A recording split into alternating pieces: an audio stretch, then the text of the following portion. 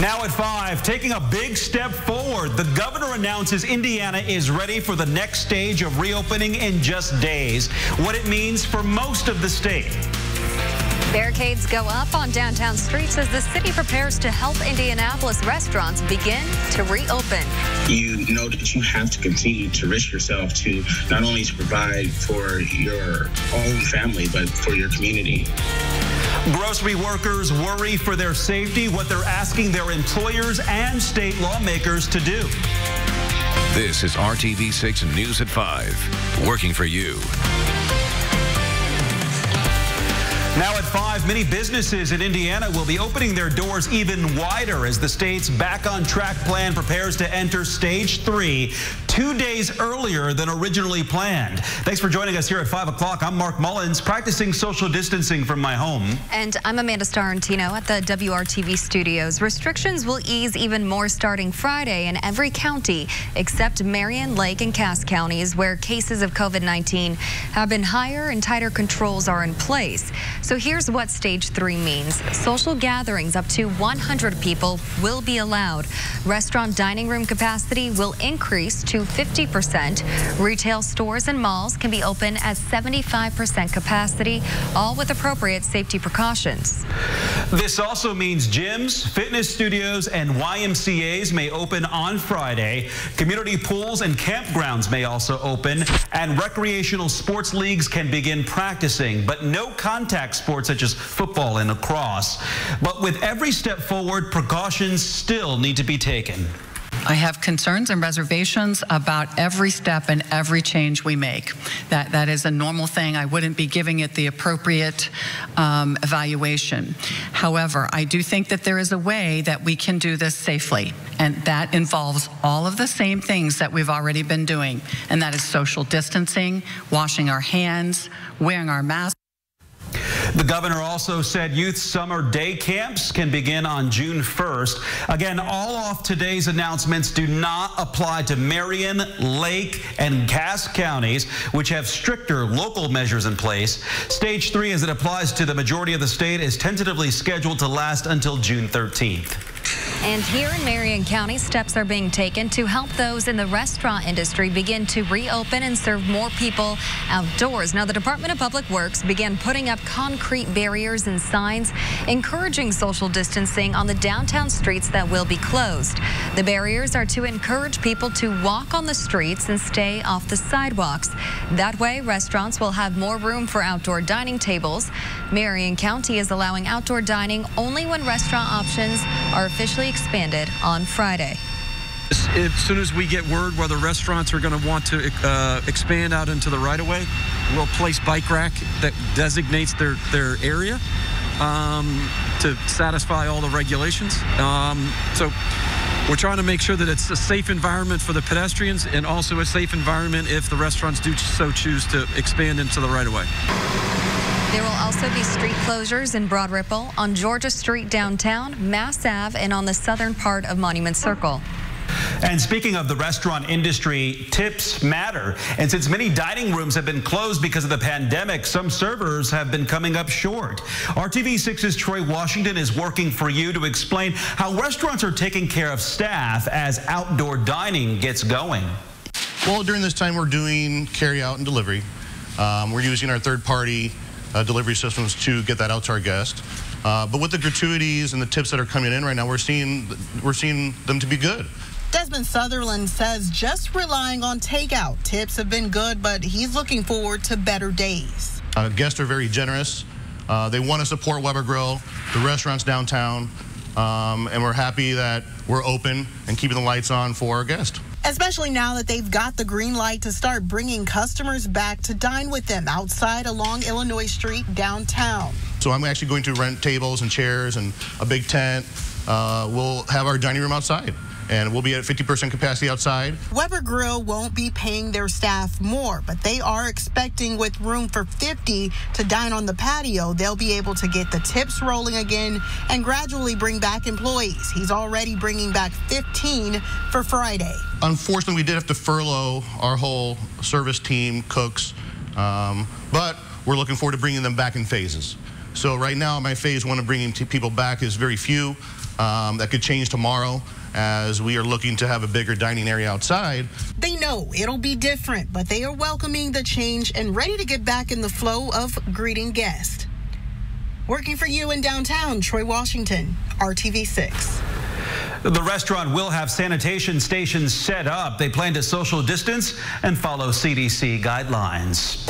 Now let's get to the numbers that the governor and state health officials watch closely as they determine how and when to move forward. The new reported deaths have been up and down. When you look at this 6-day snapshot, after being down over the weekend, they jumped quite a bit yesterday, 257, then fell again today, 238. Those deaths occurred between May 3rd and yesterday. Also, let's talk about some of the positive cases that we have. The positive cases jumped by 100 today from yesterday. The 581 reported today occurred between May 8th and yesterday. You can see the 6-day trend here on your screen. The numbers went down for 3 days and then back up today. Statewide, more than 29,000 Hoosiers have tested positive. The Marion County Public Health Department opened up a new free testing site today in a COVID-19 hotspot. This one is at Warren Central High School on the east side of the city. It replaces the site at Eastern Star Church, which closed Friday. Drive-through and walk-up testing will be available at Warren Central on Mondays, Wednesdays, and Fridays from 6 a.m. until 2 p.m. Testing will be closed on Memorial Day. Testing will continue to be offered at the State Fairgrounds through next Wednesday. On the west side, testing will be offered at the Indianapolis Motor Speedway on Tuesdays and Thursdays, starting Tuesday, May 26th. Hours there will be 11 a.m. to 7 p.m. Testing is free, but you need to register and make an appointment by going to marionhealth.org/IndyCovid. Again, that's marionhealth.org/IndyCovid. You can also call this number, 317-221-5515. The testing is aimed at addressing health disparities in minority and older age groups. Call6 investigates now with a warning about a new scam. Scammers are pretending to be contact tracers that claim to alert you that you may have been exposed to COVID-19. Call6 investigates has learned scammers are sending spam text messages to people that contain a link. Clicking on that link will download software to your phone and expose your personal information. If you get a legitimate text from a contact tracer, there will not be a link to click. Instead, it will say that someone from the Indiana State Department of Health is attempting to reach you. It will include a phone number for you to call. If you get a legitimate contact tracing text, call the number 1-833-670-0067 to talk to the State Department of Health. That number is on your screen right now. If you receive a suspicious text message, you should delete it. Grocery store employees across the country rallied together today, sharing their concerns about safety. The country's largest food and retail union sent a letter to the CEOs of top supermarket chains saying they're failing to provide the pay and protections necessary given the risks they face. RTV6's Stephanie Wade speaks with those grocery workers, including from Indiana, calling for more support for those on the front lines of the coronavirus pandemic. We're not heroes. We're far from heroes. I don't want to have a cape. This is my cape every single day. Masking up and heading to work. That's what grocery workers across the country are doing daily to provide the deemed essential service to the community. Each employee today saying they're often referred to as heroes, but feel they're not treated like one, especially by their companies and lawmakers. There's still no state policy that enforces social distancing or mask wearing, nor most of America's largest food retailers, they're not enforcing social distancing or mask wearing either. Most say they're working more hours since the pandemic began. They're terrified by the troubling numbers collected by the United Food and Commercial Workers International Union, the country's largest food and retail union with 1.3 million workers. Their estimates showing nearly 70 workers have died. Over 10,000 have become sick or exposed to COVID-19. They're grateful that some grocers like Kroger have installed plexiglass partitions at their registers and physical distancing floor decals. But employees feel without masks required by all customers, they won't feel safe doing their job. 460,000 associates you have. Please do the right thing. More than ever, our community needs us.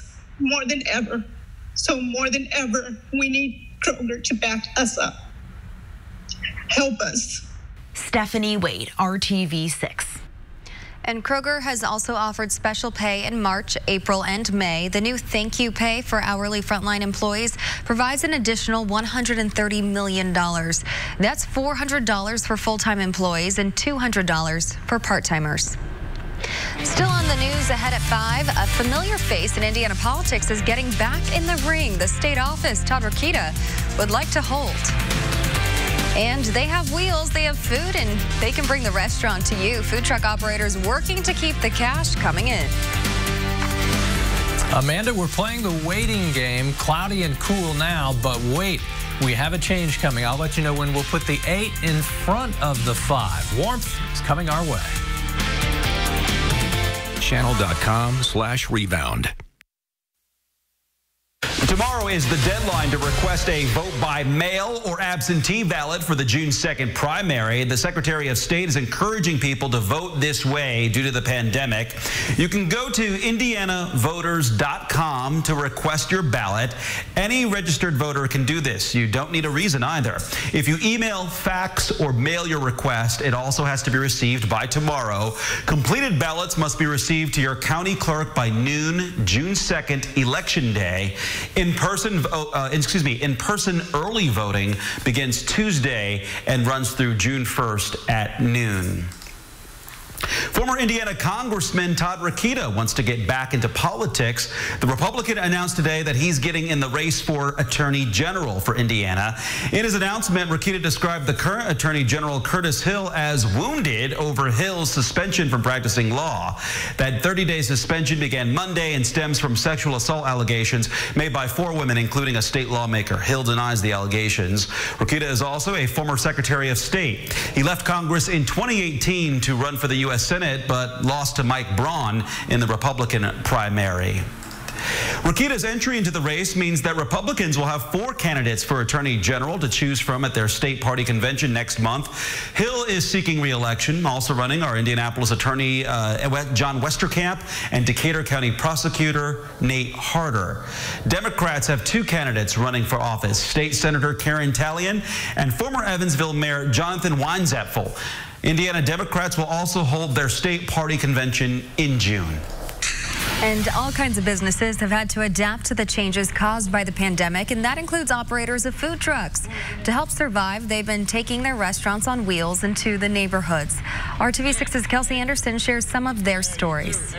Well, food trucks are thriving right now because they're able to bring the restaurant to you, and it's been a big hit to have food trucks come to neighborhoods across central Indiana. Some food truck owners telling me that they're already booked up throughout the entire summer. We went from doing $400 or $500 a day during the week at the restaurant, a couple grand on the weekends at the restaurant, to doing $2 grand a day on the truck. From pizza, barbecue, bacon, bagels, and more, these trucks are visiting neighborhoods across the state. Their way of going to the water cooler, since they can't go do some of the other normal things that they can do, it's their way of socializing, and we like to be being a part of that. Still gives everybody a sense of normalcy to go out and, converse with each other. These guys tell me they normally make their money at big events or parked outside businesses. But with everything closed and canceled, they had to make a change. Now they're making house calls. We're embracing the new normal. This is a good thing for food trucks because it gives us a lot more exposure than the people just having to come to us in a specific at a specific location. We can go travel to them now. And they're thankful the neighborhoods are buying in and booking them to come out. And my schedule's booked out 6 weeks right now. She put a post out, and I'm not lying. 24 hours to 48 hours. I probably had 2 months booked up. This is my last day off in the month of May. I work completely through the end of the month and the first week of June. But a friendly reminder from your local food truck, they aren't used to serving entire families. So they ask you to be patient while you wait. We're doing what we can, and we'll keep going. As long as people need us, we'll keep coming to the neighborhoods. All 4 food truck owners say all you have to do is reach out to them on Facebook to book them to come to your neighborhood. I'm Kelsey Anderson, RTV6. And thank you, Kelsey. Another great day in the books. Mark it down, well below the average of 74. You probably even needed a coat if you were out today. But guess who always wants to go for a walk? Downtown, folks are getting out with the dogs. These aren't exactly the dog days of summer, are they? We're in a pattern, a rut here with below average temperatures, but that will change as we move toward the weekend. Okay, let's talk about this string. This is why you're anxious, I'm sure, for a weather change. 14 out of 20 days this month, we've had a trace or more of rain. 7 straight days with a trace or more of rain, and we've had 4 1/4 inches so far this month. This happens to be the wettest month on average anyway. Okay, you need to mow? The answer probably yes, and you just saw why because of our prolonged wet stretch here. The rain chances are minimal through Friday. They come up a little bit Saturday and Sunday. The most likely time for thunderstorms as we go into and through the Memorial Day weekend will be a Monday afternoon, and then we'll continue with a high probability of some showers and thunderstorms even Tuesday and Wednesday of next week. There's all the gray cloud cover. Embedded within that some sprinkles. That's really about it. We haven't any organized rain today to speak of. 58 in Indy, temperature 62 in Lafayette. That kind of sticks out. Otherwise, everybody in the 50s, and that will be slow to change. You realize we've had a 4-degree temperature range today from morning low to afternoon high. Well, look who's ready to walk. Riley would love to go for a walk. She is a 5-pound, 4-year-old Yorkie. Hello to her. Shelby Lutz sending in the picture. Temperatures in the 50s through the evening hours, nothing more than a sprinkle or 2. You can send me your pet's picture at kevin.gregory@wrtv.com. Be happy to take your pet for a walk. Temperatures tomorrow finally make their move well into the 60s. Should be 66 for the afternoon high temperature. As far as any showers, very light, but the area of low pressure that's been spinning the clouds and the showers kind of wobbles back our way. That's why we have another cloudy day until we finally start to really make a change on Friday. Thursday winds tomorrow out of the east, 15 to maybe 20 miles per hour through the afternoon hours, and temperatures on Friday into the 70s, and that's a start. We gain the momentum and we'll follow through over the weekend. Temperature on the Saturday, 81. 84 on Sunday. The 40% chance of thunderstorms, the most likely time, say 1 to 7 o'clock in the afternoon when we have the heat of the day. Thunderstorms are more likely on Memorial Day and early next week. But let's enjoy the warmth at least, guys. Coming up, we'll tell you how local school districts are changing the way they handle graduation ceremonies this year due to the pandemic. Working for you. In the long list of things that aren't normal this year, add high school graduations. Some districts are making the ceremony virtual, others postponing them until later in the summer. RTV6's Megan Sanctorum shows us what one school is doing and how seniors and their families are adapting. It is a final goodbye and a celebration after 4 years of hard work. But graduation ceremonies look a little different this year due to the pandemic. This is not how Franklin Central graduate Connor Grant pictured ending his time in high school. I was just like, I don't know, it hurt. Instead of a large ceremony surrounded by friends, family, and all of his classmates, Grant and other students signed up for a time slot this week to get their diploma, walk across the stage, and take photos. Each student was allowed to bring 2 guests with them. Only a limited number of people were allowed in the school at once.